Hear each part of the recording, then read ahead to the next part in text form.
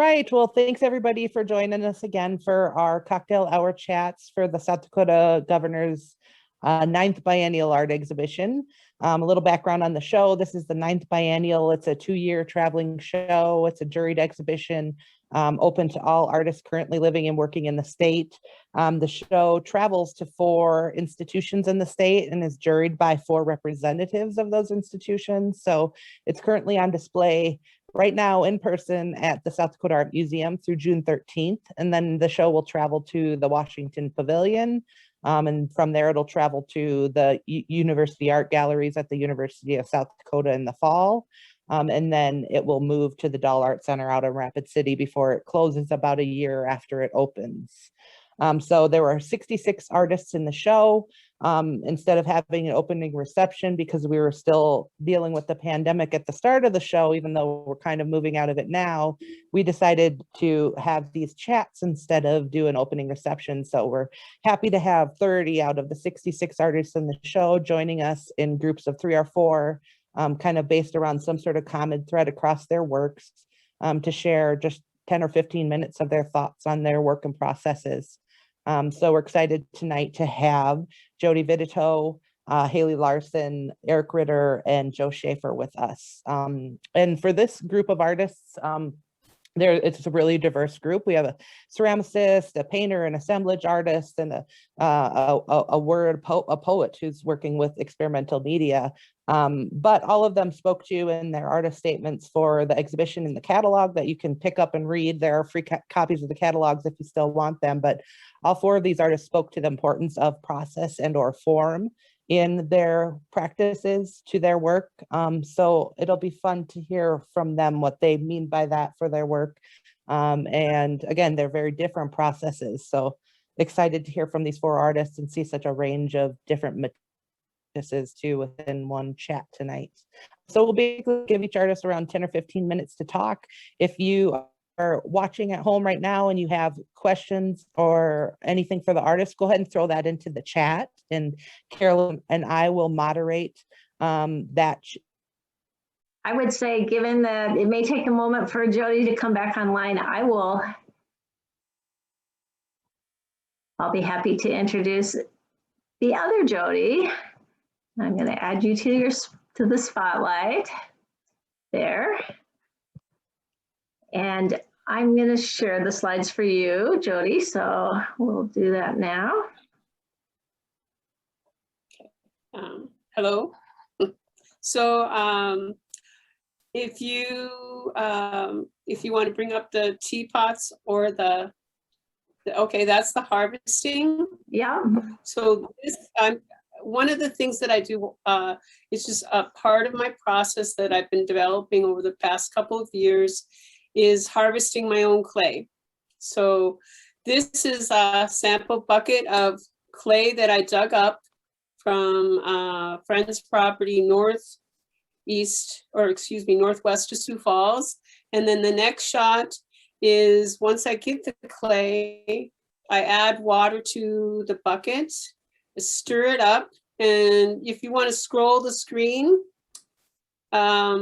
this is the next, after I've got this slurry, I just use a regular house screen and then a big tub, and I pour everything through, and that strains out all the rocks, sticks, roots. Sticks and roots could probably stay in the clay, but rocks would explode if you left them in there. So I clean through the clay. And then the next slide is mixing up a slurry. So then, and because the clay body, I guess the best way that I can think to describe it is once it's clean screened and some of the moisture has evaporated, it's still kind of loamy. It's not plastic like you'd like clay to work with. So if I rolled a coil and bent it, rather than bending, it breaks. So I do add some ball clay, which is like clay flour. So I add probably 10% ball clay to the South Dakota clay. And then finally on the last slide, I have, this was really a wonderful discovery. Of course, I was perusing YouTube And there was this guy on there and he was talking about a clay drying rack, because if I had a pug mill, which is a very large, expensive machine, I could do all of this and the pug mill would do all the work for me except for the cleaning. But I don't have that, and I don't necessarily want to invest in that. So here he had developed a rack with chicken wire underneath and then fabric, which is, I've just used a sheet. And then I pour this slurry onto there. And I don't know if you can look real closely next to my studio, I have a shower that I never use. And because we live in South Dakota, I don't want to have it outside either, because if clay freezes, those some of the water crystallizes inside the clay body. So I have this in the shower in there, and it works perfectly. It all drains out and the water drains out. And then I have this very plastic, flexible clay that I can work with. So that's part of that process is determining what cone it will be. And this is a cone 6, which I've used right now currently in my studio. I use 3 different clay bodies. I use a South Dakota clay, a porcelain clay, and a brown stone clay, and they're all cone 6. And that was another reason that I added some of the ball clay, was to work with the temperature of the clay. And so that's the South Dakota clay. It fires to a very nice deep brown clay body color. And then I'll show you some of my teapots on the other screen. But I had to develop that. In order to use it, I sent it off to a testing lab to make sure that it was food safe, because in South Dakota, there's a lot of arsenic and other toxins that could be present in the soil or the clay because of industry or what have you. But fortunately, my source is toxin free, used for food safety. Okay, so these are just I have, I think, 5 or 6 examples of different teapots that I've made within the last year.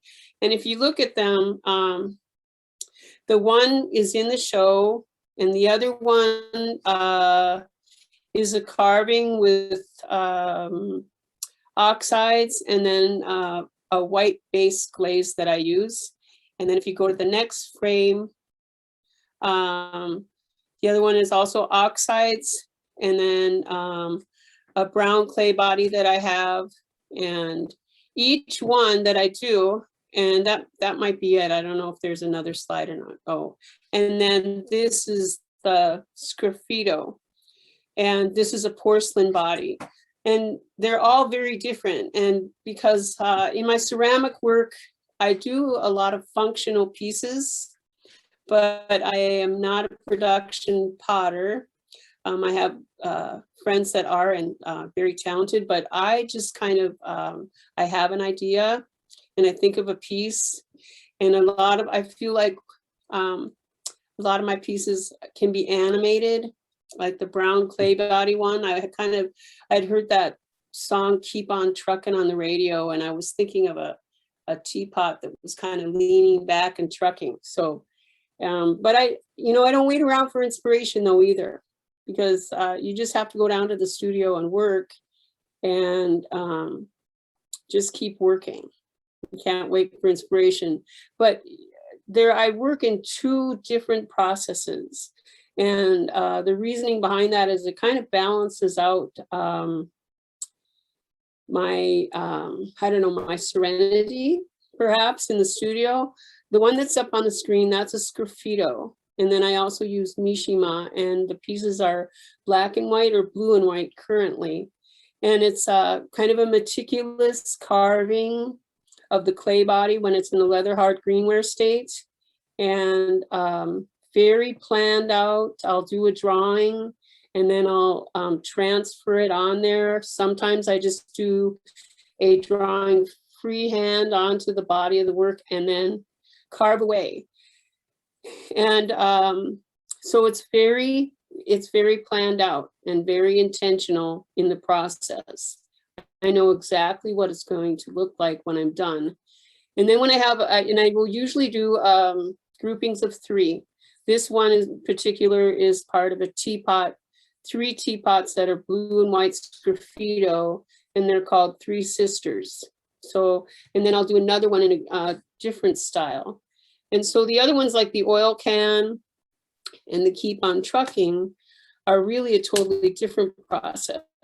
And they're hand built, sometimes wheel thrown, but I'll finish them. Either I have an idea in mind, like these 2 in particular.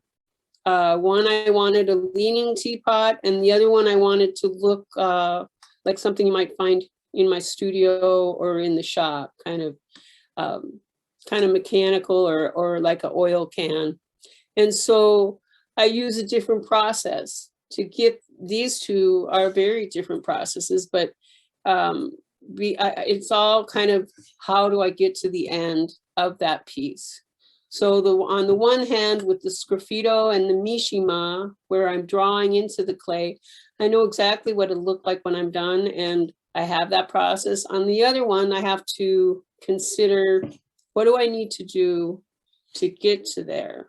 And I don't know, I just find it's a nice balance, because while one is drawing, wheel throwing, I also, part of my bread and butter is art markets. In the summertime, we have a wonderful foundry here in Sioux Falls that supports art market.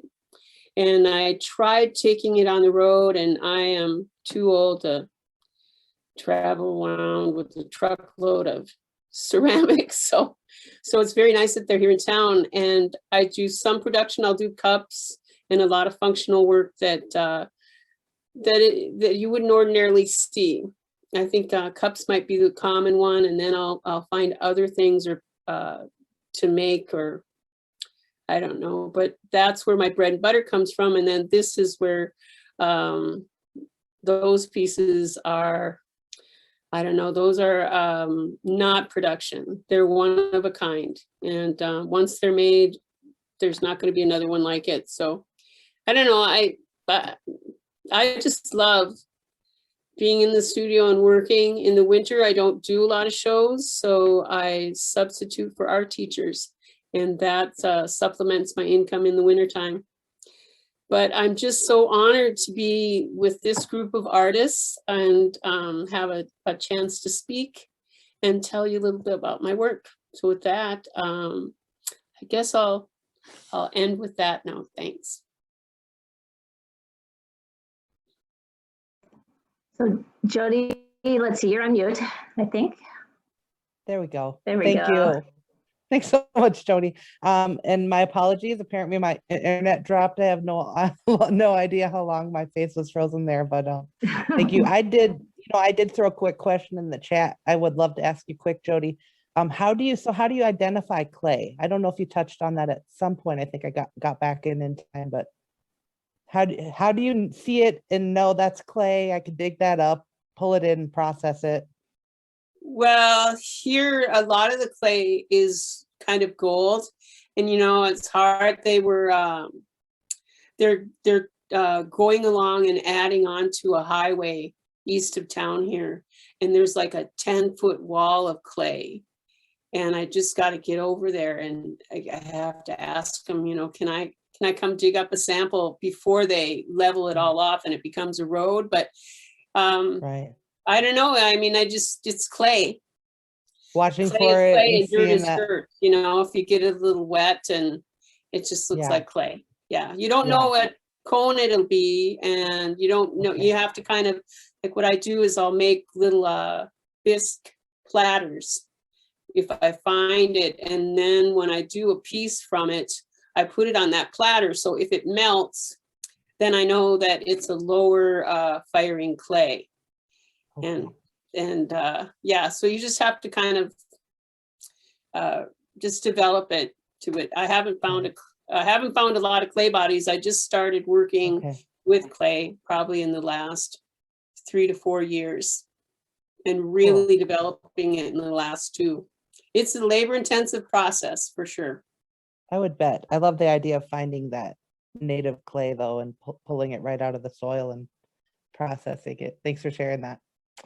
Okay, well, if the internet will allow, I think we're going to move on and talk to Joe Schaeffer, and I will attempt to share screen. So hopefully we won't have trouble with my internet. Joe, you just give me the holler when you're ready for me to go ahead and start screen sharing for you. I'm good to go. Okay, let's get in here.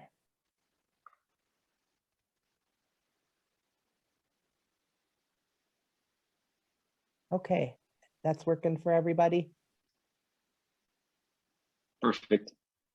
Okay. Did you want Great. an intro and then I'll go into the videos, or?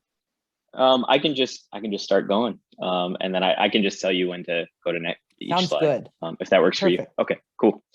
Hello everyone. I'm Joe Schaeffer. I'm an artist and designer. I teach at the University of Sioux Falls as the professor of graphic design, and then I'm also the gallery director as well. And then I run a small design studio and maintain my own painting practice. So if you want to go to the next slide, the first videos that I have are really just to demonstrate the beginning process of all of my paintings. I've recently started doing performance pieces. I did the first one, which was in the upper left-hand corner in my graduate work at USD, actually. That was the first time I'd ever sort of let people in on the beginning stages of my paintings. And so there was a lot of positive reception to that. So I kind of just kept going. So I've had about 4 or 5 different performances now. And so the second one was at the Design Center back when it was the Design Center in Sioux Falls. The third video was actually a mop camera that we installed, and that was during a collaboration with the South Dakota Symphony. And I actually did a live painting to one of their scores on stage, which was a great opportunity. And then finally, the last video is the first live painting that I've done where I've completed both and added color and everything. Usually I just lay down the ink, but all of my paintings are really grounded in my graphic design background. A lot of the black and white drawings are sort of about getting out of the computer, and where design is very much calculated in a lot of sense and meticulous. My paintings are about sort of letting loose from that design process, utilizing very similar tools visually that are sort of inherent to that black line that represents and creates visual intensity, which is sort of reminiscent and carries through a lot of my design work. So the paintings are much more about using those same, or the tools that are in some sense similar, but engaging in a much more loose, intuitive process. So it's much more about speed and immediacy. And then after that black and white drawing gets laid down is when I add the color, if I do add color. And then things get a little bit more calculated. So yeah, so these videos are really to demonstrate those processes. This is essentially the same process I engage in if I'm alone in my studio as well. I switch up the thickness of the tool that I'm using. I work everything from like a wide mop to a pretty thin ink marker. So it just depends. I like to add line variation within. A lot of the forms sort of reference typography and lettering, sort of biomorphic shapes. I couldn't necessarily tell you where exactly they come from, but they're really just a characterization of my intuitive mark making. So that's where they come from. I sort of let the drawing create the rules for the rest of the painting, whether it is color, various textures, various media, whether it's, oil, acrylic, spray paint, things like that. So really try to work intuitively through the process. And then, it's about building and retracting, and a lot of immediacy goes into the secondary portion of color as well. So yeah, so those are just some videos of those live drawings. And then the next are just paintings, recent paintings, some of which are currently in the Washington Pavilion, and then of course, one in the Biennial as well. So these are larger scale paintings. This one's roughly 5.5 by 8 feet, 6 by 8-ish. So again, these are just some visual demonstrations of tactics that I use within my paintings. If you want to go to the next slide. This is the one that's in the biennial. This one's roughly 4x5. This one's called Friends in High Places. Image doesn't necessarily do it as much justice. There's a lot of impasto and thickness and large amounts of oil paint on this. So definitely encourage you guys to go see it if you can. So there's that one. If you want to go to the next slide, please. Yes. This one's mostly black and white, playing more with dilution of ink and some more experimental sort of drip, but sort of configuring that or trying to control as best you can with letting go of some of the ink pouring out. So this is I think it's roughly 5x5. And then if you want to go to the next one, this is roughly the same dimension. This one was previously in the pavilion not too long ago. This one's called Tower of Babel. So this one was done probably a year ago. This is sort of right in the middle of the pandemic. So did a live stream of this drawing as well. And I didn't finish it in that time, but the black and white was laid down during a live drawing as well. And then finally, I think we have the more vertical. This is roughly 6 by 8 feet. And again, sort of employing different tactics, again, diluting ink, creating a little bit more depth, and then going in afterward with a little bit more calculated color, but still trying to keep the looseness and immediacy within the painting as well. And I think that's all the paintings I include. Got one more here. Oh, one more. Okay. Yes, I forgot about this one. Yeah, so this is probably, let's see, this one I finished a few months ago. And this one I felt like sort of took a little bit of a turning point in some of the direction. So more of the recent paintings, I think, have engaged a little bit more of this tactic in terms of the formulations of the forms, while still creating them intuitively. I think there's starting to be a bit more consistency in some of the configurations. I mean, I might get bored of this and just blow it up and just do something completely different, but this seems to be sort of consistent in some of the direction that I've been going recently in some of my paintings. So yeah, that's everything. I hope that lets you guys a little bit into Yeah, my that was painting great. process. It looks like your forms are getting a little more clarified, and there weren't as many linear details. It was a little bit more about the shapes at that last piece. It's interesting. Yeah. Can I ask a question? So, yeah, throw it Absolutely. out there. So you're working on the floor, correct? And Yep. At what point do you put them on the wall to finish them? Yeah, that's a good question.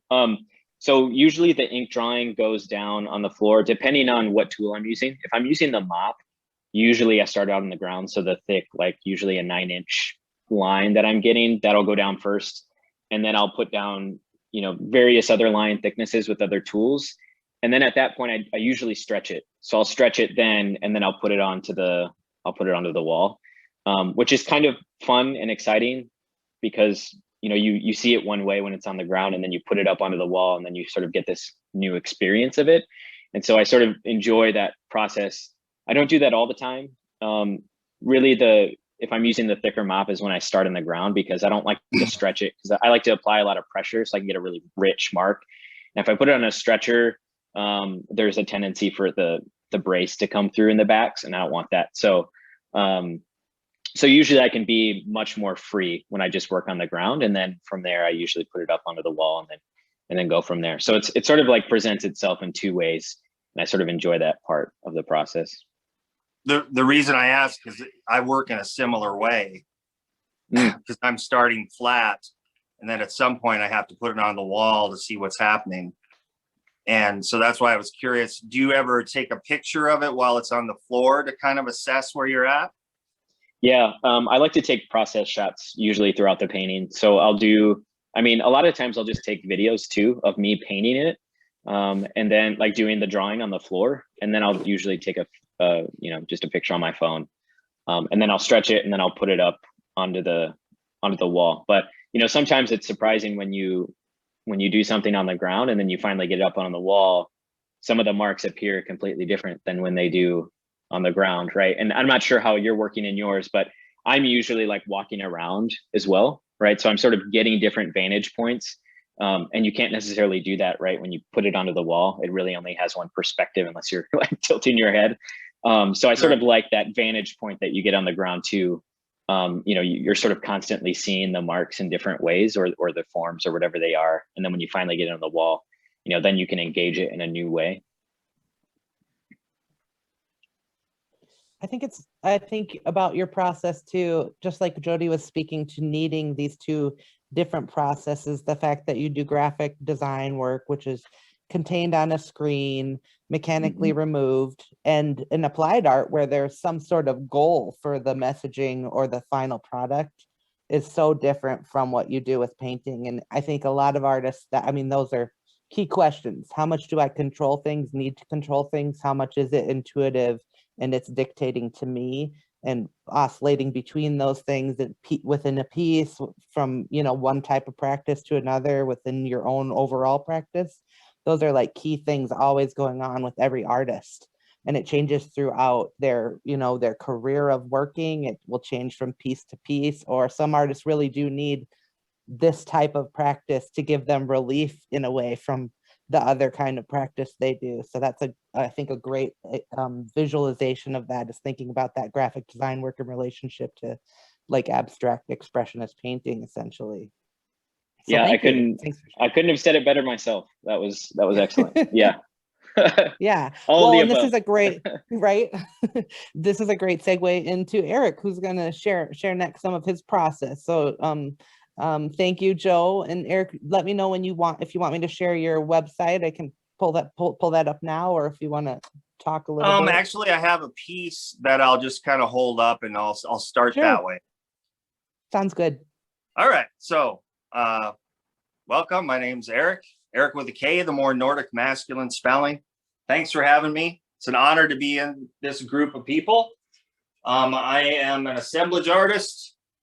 I work in found objects, and I just happen to have one piece here that is in process for the most part, but don't be alarmed if something falls off of here, because it's just been on the wall and I'm still trying to find how the pieces are going to fit. But this is going to be in a show in Sioux Falls called Going Metro, coming up here soon. So whenever I do these kind of talks, I always start by saying jokingly that Star Wars ruined my life. When I saw Star Wars, nothing mattered anymore. And I told my sister after the movie, that's what I want to do. I want to do Star Wars. So 20 years later, I'm in grad school. I'm working in found objects. And then it just kind of occurred to me that I'm doing nothing but just making the Death Star over and over and over. But as I continued to work on the pieces, I realized that there was much more to it. The way people collect objects, the way they interact with them, the way they keep them. Everyone's got a junk drawer. You have things that you can't quite throw away and you don't know why. You might see something on the street that is just begging. It's almost talking to you because it's such a strange color. It's been weathered. It has a history to it. It goes very deep.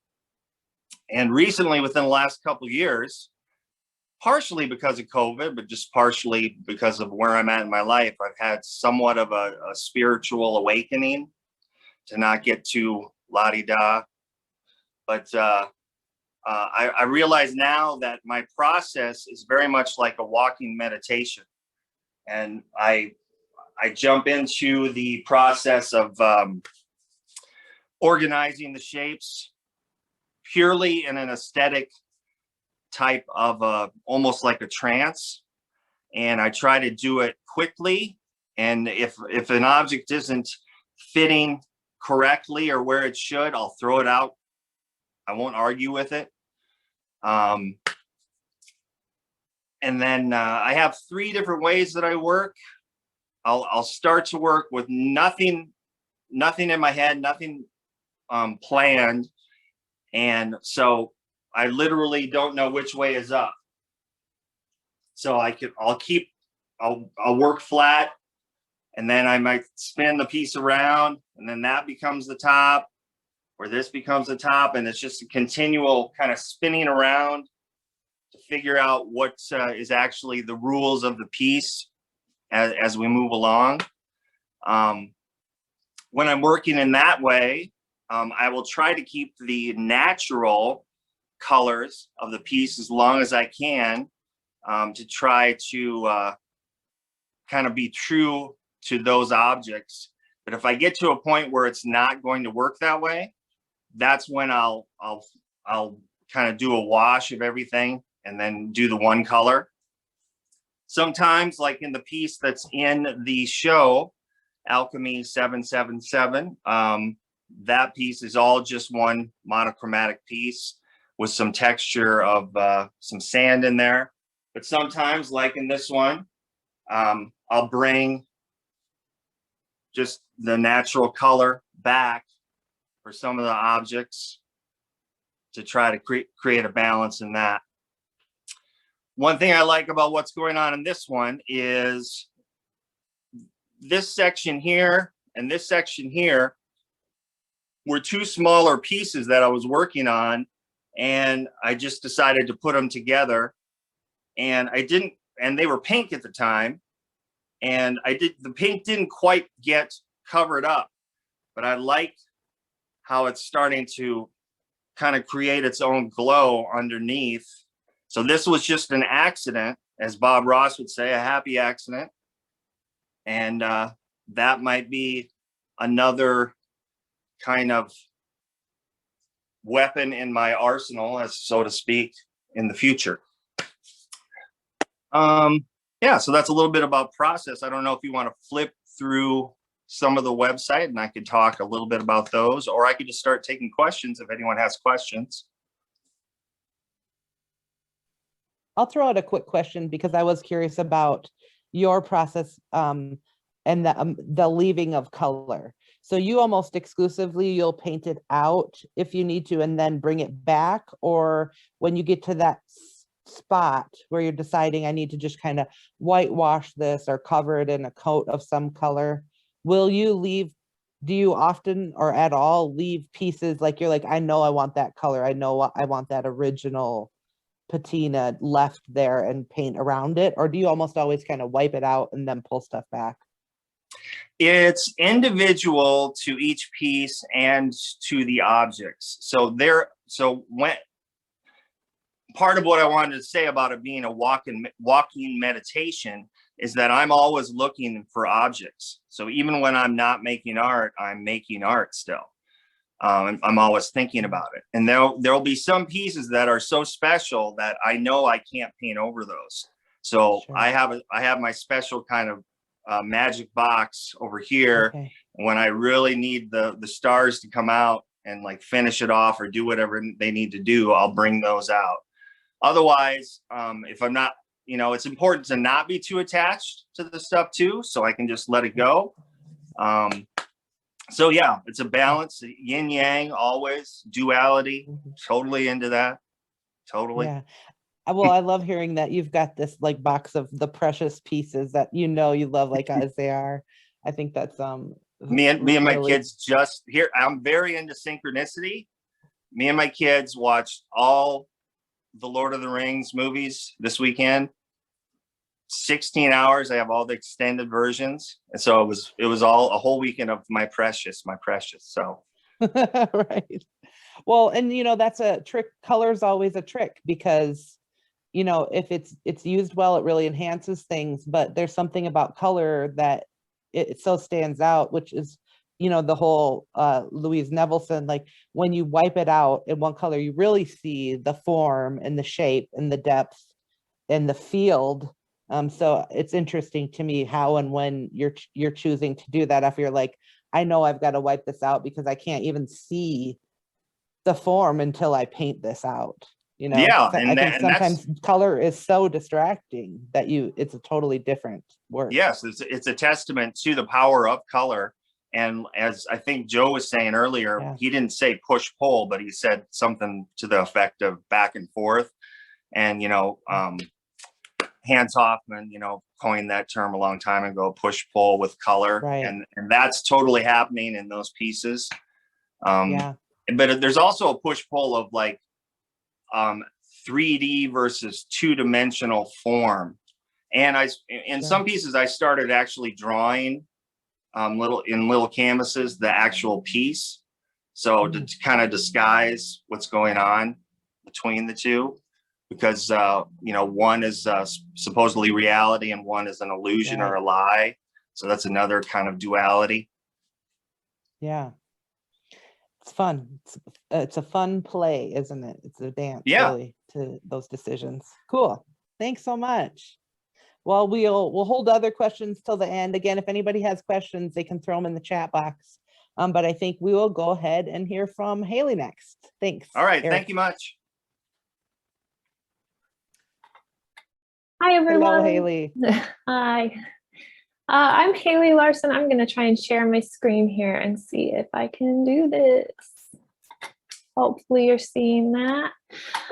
Okay, so I am really excited to be part of this group. Thank you for having me. Thanks for all your amazing work. And I suppose I'm starting on a little different foot. I began my creative practice as a poet and would say I probably do more work in poetry and language than other forms, but that really ties into media art recently, and I've done a few collaborations that dig into this. So as a poet, a lot of my influences were those poets who sort of work with language as a medium, who are building up, collaging, texturing their pages with language. And I think that really influenced me to explore language as this kind of art, or as this kind of visual and spatial, and at this point, time-based type of artwork.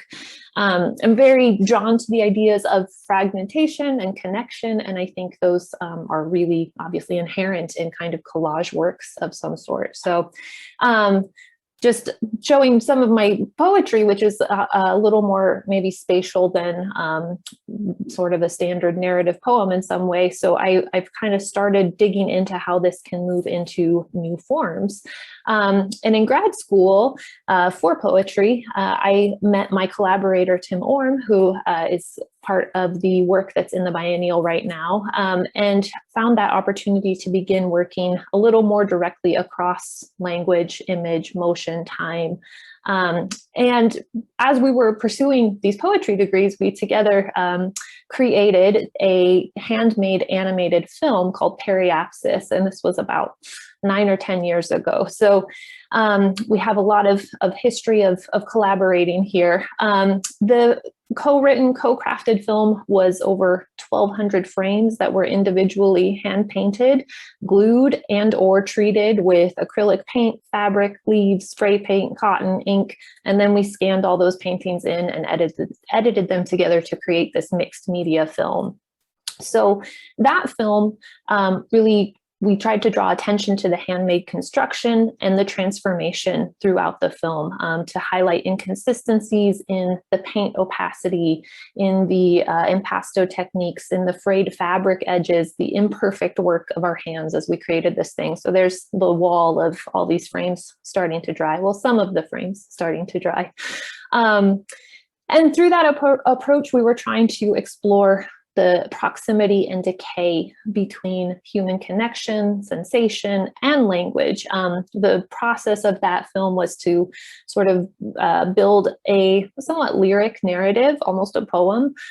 We wrote the script and then sort of turned to the visual realm of the film. You can start to see some of the fabric suns here with the frayed edges.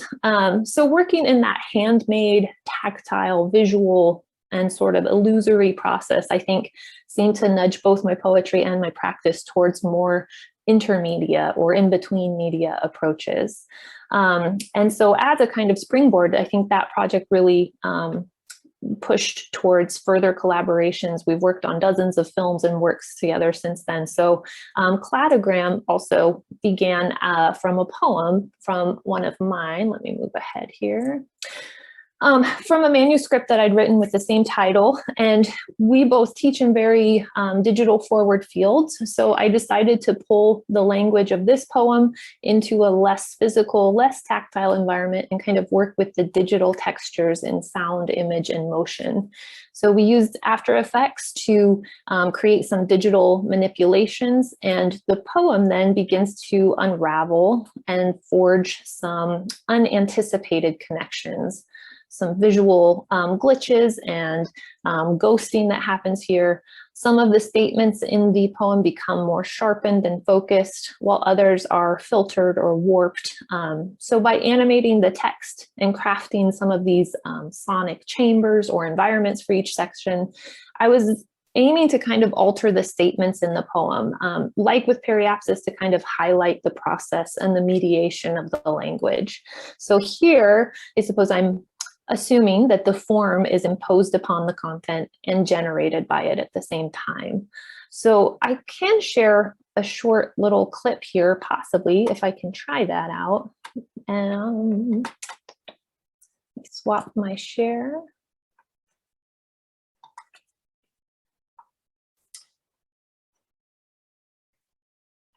There we go. Okay, and we'll see if this works.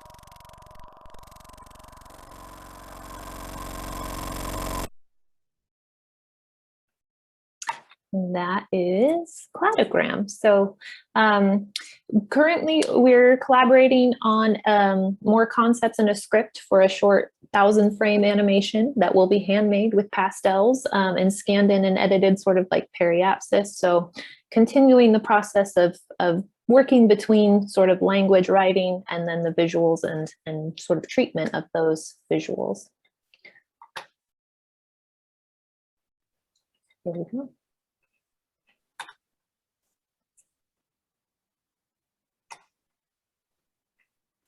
Thanks, Haley. So Timothy, so he had a work in a previous biennial, and I recognized his kind of digital language, the mark of his digital language. So I'm curious about your collaborative process, and when it comes down to the, melding of the language and the poetry and the words and their forms with that digital, how do you guys go about that?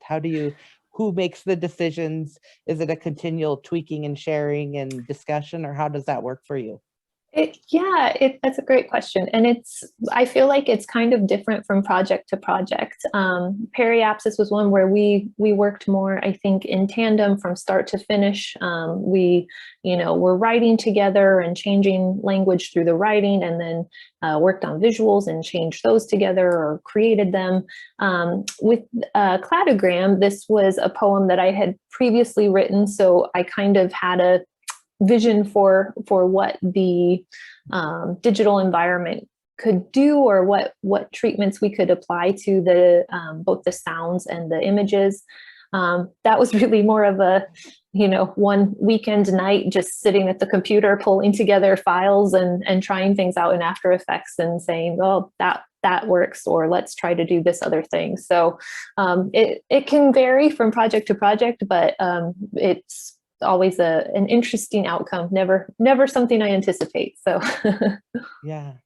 And what are you looking for when you're thinking about the words and the kinds of connotations or inferences in the digital match for it? What are you seeking? What tells you, like, okay, that fits this, that belongs with this part? Yeah. So I try to think. I feel like I'm very driven formally by things, and the poem as it was very open and felt like it had a lot of silence and breath and space in it. And I was looking to the content, which is talking about like lungs that are crumpling small, and raspy voices and hatched throats and things like that. So thinking about these things that might like interfere or cause what's the word I'm looking for? Like interference with the utterance of words. So I was trying to sort of create that kind of vocal texture with the words as we delved into it. So yeah, I'm so fascinated by the process of response between poetry and visual art. I took a honors poetry class when I was in college, and it was funny because I'm an art major, and the English professor keeps talking about the visual nature of poetry and the removing words that don't conjure some visual form. So in so many ways, it seemed like she was saying poetry really follows visual art. And then you talk about painting, and painterliness is kind of a poetic lyric kind of quality to art. So there's so much crossover. I love when they're being paired together. There's a lot, I think, just a lot of familiarity between the two forms of creative arts. Absolutely. Yeah, I agree. Yeah. Cool. Well, we can open it up to questions from anybody for anybody really at this point. So if you've got a question, throw it in the chat, or feel free to go ahead and unmute yourself and ask. But it was really fun for me to hear everybody talk about their processes. And there is, I think, even across all the different media we have here, some interesting relationships between works, which I think is pretty common to most practicing artists. They all have questions of form and process and intuition and control. So yeah, if anybody has anything to throw out there, go for it. I got a question. Yeah, go for it. This is for Haley. Haley, right? Yeah. Okay, sorry. I think I know the answer, but I'm going to ask it anyway. So where does an accompanying music fit into this? As in like a soundtrack to if you added instrumentation to it? That's a good question. I suppose we were, for Cladogram specifically, working more with sort of that sonic environment more so than music. I'm sure Periapsis actually did have some musical soundtrack to it, and we've talked about writing a sort of musical together. So I don't know that specifically music plays into cladogram, just given that we were trying to, I think, create more of that spatial environment, or the sort of resonance of an environment. But yeah, it's definitely something that's come up as possible for other projects that we're working on. That's kind of what I thought you would say, is that the actual notes and music would probably get in the way, right? I think for that one, particularly because it's working so much with the language on screen.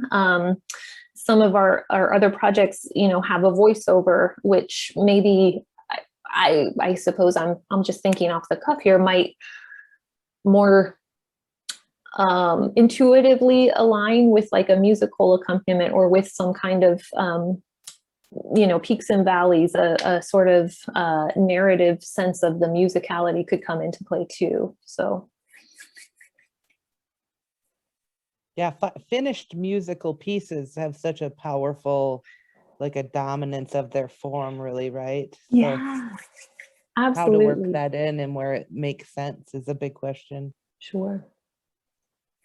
Well, and Haley, I'm curious. So do you think of the poem that was the foundation for cladogram now as its own thing, separate from the video, and does it have a life of its own? I think so. I hope so. It's part of a larger project. And, I almost feel like the film became kind of an experiment to see what would happen with the language in this new form. So having the poem still, the sort of poem on the page, I think is a really different experience. And I do think that they both exist sort of individually at this point. Well, and we walk by the big video screen that's in the gallery every day on our way in and out and through. And so I'm happy to now know more about it. And when I sit down for a little rest, I'll appreciate it even more. Oh, thank you Come so and much. push play. Yeah, come check it out. It's a nice big screen in the gallery, everybody. Come and push play in the gallery, and you can, which is interesting too, because right now as it stands, it's like a frozen, so it's the title, essentially the title image. It stands as an object in itself, as this frozen static TV screen, and then people can push play and it runs. And so it's a different, like it essentially stands as a static work of art in itself, and then people could activate it to experience it as a time-based piece. That's a kind of a question I had for Haley as well. So I was working with a student on independent study this past semester, and she developed her own poems too. And she ended up developing like a small series of books. And obviously your approach is in the digital sphere, where you're getting this intersection between design, audio, and the written word. And a lot of times, I guess just for me personally, I think about poetry as like sort of this intimate experience, right? Like it's in a book, you enter it. So one question I had for you, Haley, is the contrast between those two, of like thinking about a poem in a typical sense of like an intimate experience of like opening a book versus, encountering it on a screen. And then also, have you thought about any other medias or ways to expand that even further? I've been experimenting lately with like multiple TV screens and like using multiple interactions happening a part of one sequence. Like, are there any future plans that you have of things that you want to do with the digital medium itself? Yeah, great questions too. And thinking, about first maybe the intimacy of the page. I do still work in that mode with, a poem that, is part of a book that you read in isolation, which is maybe the saddest way to experience art. But I've also been really influenced and admire a lot of poets who bring their work into more public spaces, like Tracy Morris. She's an amazing performance poet who really turns poetry into something more like music or improv throughout some of her performances. Looking ahead too, I really admire the work of like Jenny Holzer, who projects text on, you know, building facades in the middle of the city. And I think those attempts to sort of bring language to public spaces and to shared spaces and communal spaces is incredible. It's always, I don't know, kind of awe-inspiring. So I hadn't thought that big yet, I suppose, but I hope to keep building and keep sort of experimenting in new forms. I've got one quick follow-up to that. So as you started to move into media-based, time-based kind of works in your creative process, has that changed where you start to write something and now no longer do you work in a traditional poetic mode? You're immediately like potentially viewing that as fitting into a different format. Does that alter how you write a poem? Are you still working very traditionally and considering it after the fact? I feel like this will be a disappointing answer, but I think I still approach it really traditionally. I think I mean I still sit down and write in a notebook, and I think I'm thinking about the page first, unless I'm sitting down with the goal to do something more visual. And I think more often, like my intuition is more often to attend to the language first. So that's typically where I'm kind of hanging out. Okay, cool. That's good to know. I just had a comment for Haley's work, and you had mentioned Jenny Holzer, and frankly, I think that your work has the same physical presence that Jenny Holzer's work does. You don't have to project it on the side of a building. It's already there. So thank you. That's great. The most wonderful compliment. Thank you so much. Okay, anything from the audience out there? Any more questions or last things to share? We did pretty good. We're right on time. So I think with that, we'll give a thank you again to all of our artists for coming and, as I like to say, playing with us with this new format and sharing what you have. It was so good to hear from you all in person. And thank everybody for coming or watching later, and hopefully come back and check out the last couple chats we'll have. So thank you all for coming out and being with us. Take care. Thanks, everyone. Thanks.